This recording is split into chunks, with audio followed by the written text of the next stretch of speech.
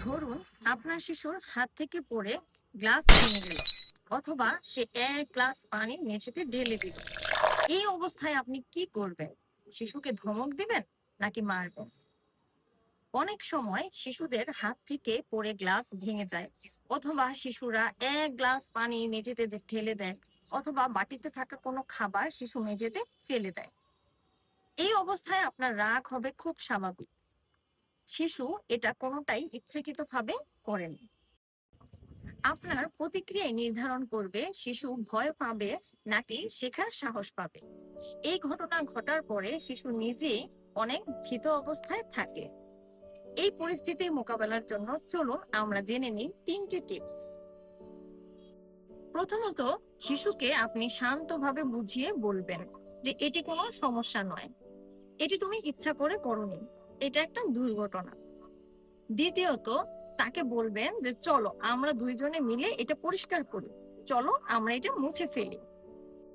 তারপর আপনি শিশুকে একটি উপদেশ প্রদান করতে পারেন।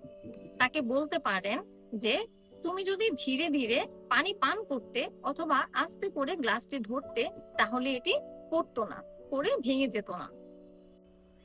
অপরদিকে আমরা যদি শিশুকে ধমক দেই বা চিল্লাচিল্লি করি, হায় হায় তুমি এটা কি করেছো, সারাদিন জ্বালাও, 1 মিনিটও শান্তি নেই, যাও ওখানে যে চুপ করে বসো, এই কথা শুনে শিশুর মনে ভয় ঢুকে যায়। এর ফলে শিশুর মনে ভয় ঢুকে যায়, সে অন্য একটি আইডিয়া ভাবতে শিখে না, সে ভয় পেয়ে যায়, মধ্যে আত্মবিশ্বাস কমে যায়। সে মনে করে সে সব সময় ভুল করে, সে ভবিষ্যতেও ভুল করবে, এটা তার মনে তৈরি হয়ে যায়। এছাড়া শিশুরা নেতিবাচক আচরণ শিখে। বারবার ধমক, চিল্লাচিল্লি, মার পেলে শিশুরা জেদি হয়ে উঠে, অন্যদের মারতে শিখে। তাই আমাদের বড়দের উচিত শিশুরা ভুল করলে তাদেরকে শান্তভাবে বুঝিয়ে বলা। আমাদের স্নেহ, ভালোবাসা থেকেই শিশুরা শিখবে।